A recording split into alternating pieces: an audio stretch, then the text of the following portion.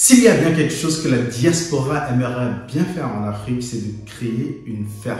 Beaucoup de gens souhaiteraient se lancer dans la création d'une ferme en Afrique parce qu'on a tous compris que le nerf de la guerre, c'est vraiment l'alimentation, c'est comment se nourrir en Afrique. Et là, on a une grosse faille sur le continent. Dans cette vidéo, je me propose de vous présenter les étapes par lesquelles je suis passé pour créer une ferme en Afrique. Restez jusqu'à la fin de cette vidéo parce que la 4e et la 5e étape sont les étapes les plus indispensables pour moi pour pouvoir réussir la création de votre ferme. Restez jusqu'à la fin et je vais vous présenter étape par étape comment vous allez construire votre ferme en Afrique. Même si vous ne vous y connaissez absolument pas, même si vous n'êtes pas ingénieur agronome, ce n'est pas obligatoire. Vous pouvez apprendre à créer une ferme, même si ce n'est pas votre domaine. Suivez cette vidéo jusqu'au bout. C'est parti. Salut à toi, je suis Ariel Agoudjogwe, entrepreneur en Afrique depuis quelques années maintenant et sur cette chaîne, je parle de liberté financière et d'entrepreneuriat, principalement vers le continent africain. Si ce sont des thématiques qui te parlent, n'hésite absolument pas à t'abonner, mais surtout à activer la cloche de notification pour ne manquer aucune de mes vidéos hebdomadaires. D'ailleurs, cet effet, j'ai créé un tout petit livret intitulé le MBA de l'investisseur africain. C'est un tout petit livret qui se lit très rapidement. Dedans, tu vas retrouver les compétences et les aptitudes que tu dois développer pour entreprendre sereinement sur le continent africain, mais également une feuille de route, un plan d'action concret que tu peux suivre si tu veux lancer tes activités sur le continent. En bonus, j'ai rajouté 10 idées très rentables que tu peux implémenter si tu débutes tes activités sur le continent. C'est dans la barre de description, c'est totalement gratuit. Tu me dis à quelle adresse mail et je te l'envoie. Je le disais tantôt en début de vidéo, l'une des choses que les Africains souhaiteraient beaucoup mettre en place, c'est de créer une ferme. On le voit même les retraités, quand les parents vont à leur retraite, ils créent une ferme. Les Africains adorent créer une ferme, ils adorent aller sur les fermes, même si ce n'est pas leur activité de base. Ils veulent le faire. Et la diaspora, beaucoup plus aujourd'hui, de plus en plus, veut aller dans ce secteur-là. Mais il y a un frein. Les gens se disent souvent, est-ce que moi je suis assez compétent pour gérer une ferme? Est-ce que c'est complexe? Est-ce que je peux me lancer là-dedans alors que je ne m'y connais absolument pas?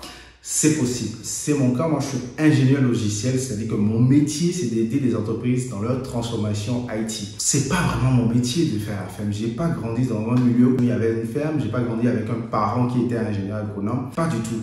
J'ai grandi avec un père qui était menuisier. Il avait une scierie et voilà. On avait à la maison des poules, des coqs, comme beaucoup d'Africains, je pense. On avait plein d'animaux à la maison et je pense que c'est de là que j'ai un peu développé la passion avec les animaux. Je pense que c'est ça, je pense. Mais je n'ai pas cette fibre de ferme-là. Donc, comment je fais pour lancer une ferme jusqu'à créer un business autour de ma ferme aujourd'hui en Afrique? Parce que j'ai suivi quelques étapes. J'ai commis des erreurs, mais aujourd'hui, en fait, j'ai vu qu'il y a quelques étapes qu'on peut suivre pour construire une ferme, même si on ne s'y connaît pas. Parce que ce que j'ai découvert dans l'agriculture, c'est que c'est une science. Et cette science-là, elle est documentée. C'est comme si, avec le courant aujourd'hui, on vous dit si vous appuyez sur tel interrupteur, telle lumière va s'allumer, si vous faites telle chose va se passer. En fait, ça a été documenté. L'agriculture, c'est l'une des choses vraiment les plus documentées que j'ai trouvé sur Internet. C'est tellement documenté, peu importe la culture, l'élevage que vous voulez faire, il y a des documentations là-dessus sur Internet. Donc, si vous faites des recherches approfondies, vous allez comprendre scientifiquement le procédé, en tout cas, vous allez le comprendre. Donc, en fait, vous pouvez vraiment comprendre la notion, même si vous n'allez pas l'exécuter. Donc, créer une ferme, en réalité, ça peut se faire si vous n'êtes pas du tout du métier. Bien sûr qu'il faut se faire accompagner, mais ça peut se faire même si vous n'êtes pas dans le métier. Alors, pour moi, la première étape pour créer une ferme, c'est d'étudier le marché de chez vous. Beaucoup de gens ne s'attendaient pas à cette première étape. On fait tous l'erreur de ne pas passer par cette étape, mais c'est très important. Dans chaque pays, il y a un marché qui est très demandé. Dans chaque pays, ça diffère. Quand vous voulez créer une ferme, vérifiez quand même qu'est-ce qui est beaucoup produit chez vous et qui est très demandé et c'est très insuffisant aujourd'hui, c'est-à-dire ceux qui le produisent n'arrivent pas à satisfaire le marché. Parce qu'en vrai, entreprendre, c'est venir répondre à un besoin sur le marché. Donc, si vous arrivez dans un marché où vous n'allez pas répondre à un besoin, vous allez échouer.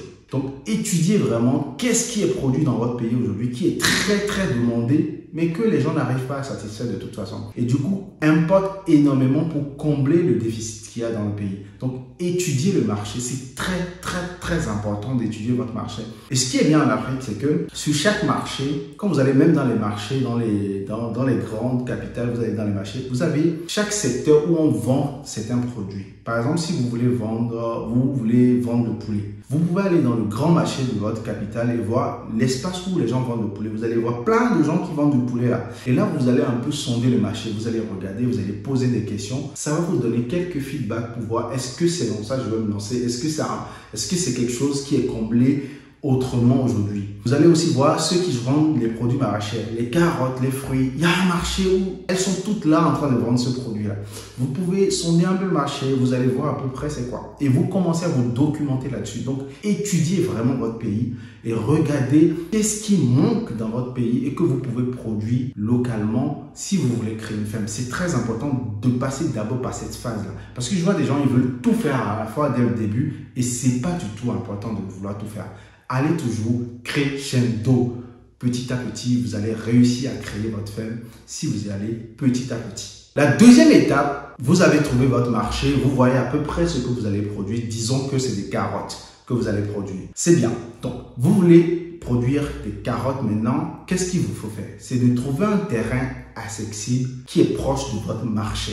Ça, c'est très important. Beaucoup de gens font l'erreur, ils restent dans la diaspora. Ils prennent un terrain qui est à 20 km, 30 km de la capitale. Ils se disent, bon, c'est vrai, 30 km, c'est rien. Parce qu'en Europe, 30 km, c'est rien du tout. Tu prends ta voiture, tu y vas en 30 minutes, tu y vas en 1 heure.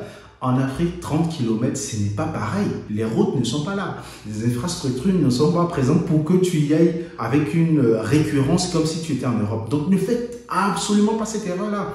Vous devez trouver un terrain qui est accessible et qui n'est pas loin de votre marché cible. Là où vous voulez écouler votre produit, vous ne devez pas être loin de ce terrain-là parce que les transports vont vous coûter cher et ça ne fait que grimper de jour en jour. La maintenance va vous coûter très cher et la surveillance va vous coûter très cher. Et comme ce n'est pas votre domaine, vous devez réduire le maximum de risques à vous lancer là-dedans. Donc, c'est très important de trouver un terrain qui n'est pas loin de votre marché et qui est accessible. Ce que vous pouvez faire dans un premier temps, c'est de louer un terrain. Ce n'est pas une technique que moi j'aime personnellement, mais c'est faisable. Beaucoup de gens louent des terrains. Pourquoi moi j'aime pas ça?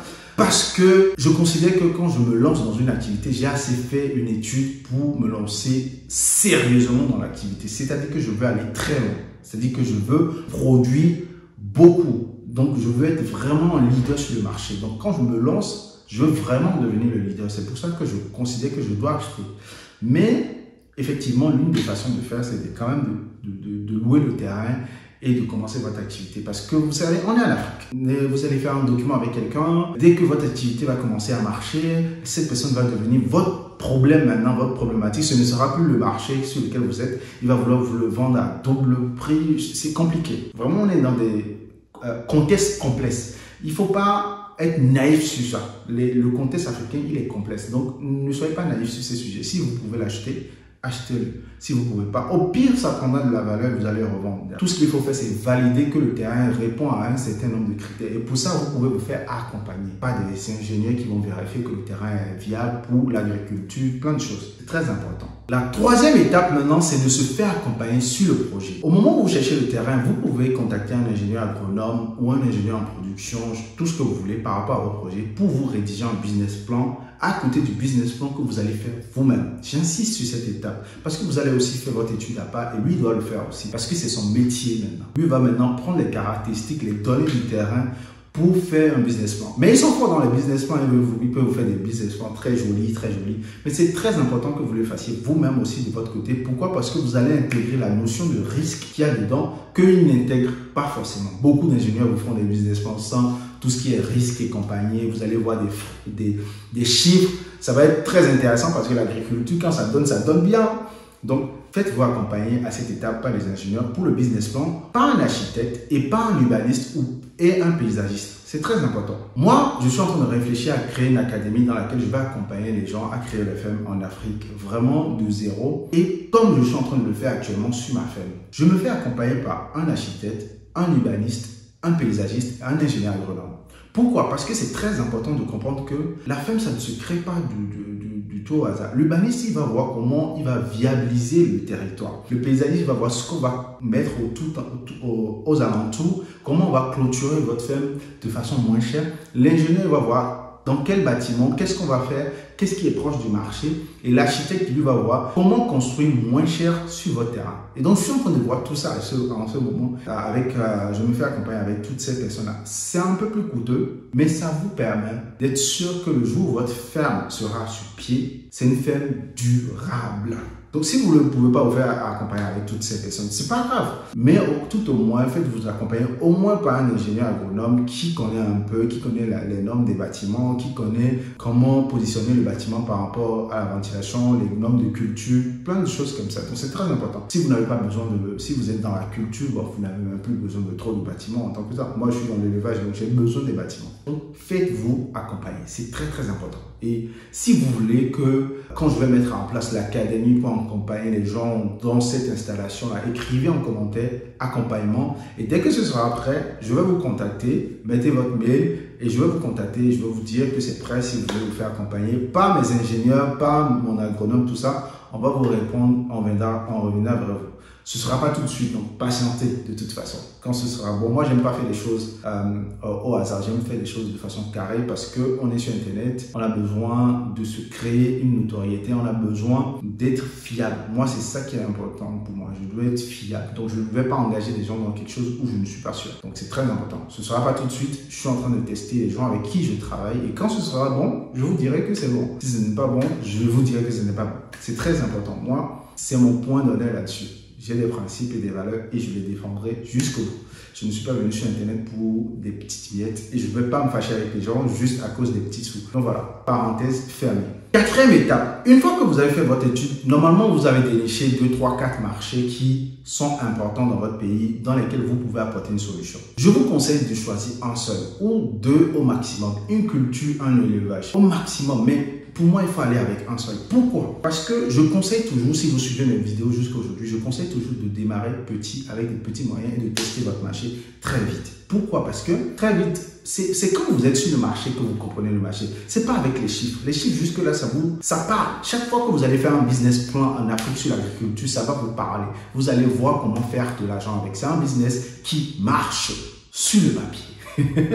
Sur le papier. Mais une fois que vous allez confronter votre production sur le marché, vous allez voir déjà votre coût de production. Vous allez avoir des challenges sur le coût de production. Vous allez avoir le challenge sur votre effectif, des gens qui sont en train de travailler avec vous. Vous allez avoir un challenge de management, vous allez avoir un challenge de gestion, vous allez avoir le challenge de transport, vous allez avoir le challenge partout. Parce que tout le monde va vouloir vous gruger parce que ce n'est pas votre domaine. Donc, il faudra être très costaud dans cet exercice-là. Je vous demande de commencer avec un seul, une culture ou un élevage où vous allez associer les deux. Quand je dis ça, c'est pas parce que je veux vous empêcher d'en faire plusieurs, c'est parce qu'il faudrait maîtriser un marché avant d'aller sur un autre. Et quand vous allez être sur un seul truc, vous allez commencer à étudier les cultures ou les élevages qui sont complémentaires à ce que vous faites. Et peut-être vous allez les intégrer au fur et à mesure. C'est très important cette étape de commencer avec un petit truc, de définir celui sur lequel vous allez aller et là vous allez apporter une grosse solution. Ça a deux avantages. Le premier, c'est que ça vous permet d'être concentré. Le deuxième, c'est que si ça réussit pour vous, vous pouvez principalement devenir un grand leader dedans. Pourquoi? Parce que la plupart des fermiers dans vos pays font tout à la fois. Ils sont dans le coq, la poule, le canard, les œufs, le maïs, le soja. Ils veulent faire tout. Le problème, c'est que si vous arrivez à pénétrer un marché dans lequel vous êtes seul à faire une seule chose et vous arrivez à itérer là-dessus, augmenter votre production, vous allez probablement dans 5-10 ans devenir un leader sur le marché. Parce que vous n'allez faire que ça. Pour moi, c'est un gros avantage que les gens ne prennent pas en compte. C'est très important de penser à devenir leader sur un marché. Très important. Cinquième et dernière étape de votre construction de votre ferme, celle-là, elle est très très importante, qui est négligée de beaucoup trop de gens. C'est de vous faire connaître par les coopératives de votre secteur, par les institutions qui font la même chose que vous, par les autres fermiers qui sont dans la zone avec vous et par les gens qui vendent en gros, les grossistes sur le marché où vous êtes. Faites-vous connaître par ces personnes-là parce que ils vont savoir qu'il y a un nouvel acteur sur le secteur. D'autres vont vous voir en concurrent, mais d'autres vont voir les opportunités avec vous. Tout le monde veut gagner de l'argent, hein, donc étudiez un peu et regardez un peu la mentalité. Et puis, à force de parler avec vous, avec eux, vous allez comprendre un peu leur réalité parce que leur réalité va devenir votre réalité. Donc, c'est important de discuter avec ces personnes-là et de vous faire connaître. Bonus, il faut se faire connaître par la mairie du coin où vous avez acheté votre terrain et les élus locaux du coin parce que c'est très très important. Et je ferai une vidéo là-dessus. Pourquoi c'est hyper important de comprendre ça parce que on a des contextes particuliers en Afrique. Là où vous achetez votre terrain n'est pas forcément votre localité, n'est pas forcément votre village à vous. C'est un autre village ils ont de leurs mœurs, ils ont leur façon de faire. Donc tout ça, c'est important de prendre ça en compte quand vous allez vous installer sur un territoire. Bien sûr, on dit le tel pays, on est tous du pays, mais nous savons tous que dans chaque village, dans chaque localité, ils ont leurs particularités. Et ne pas prendre ces particularités en compte va vous conduire dans des erreurs pas possibles. Pas possible. C'est très important de comprendre ça.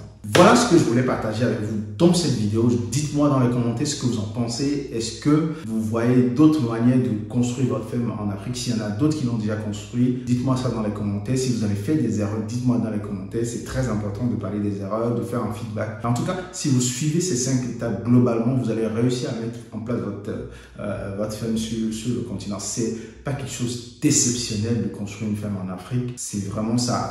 Quand c'est pas ton domaine, ça paraît compliqué, ça paraît complexe, mais c'est rien de si complexe que ça. C'est documenté scientifiquement comment faire les choses. Vous pouvez prendre le temps de les étudier et étudier les gens avec qui vous allez travailler. C'est là le véritable secret pour créer une ferme en Afrique. À la prochaine vidéo. Ciao.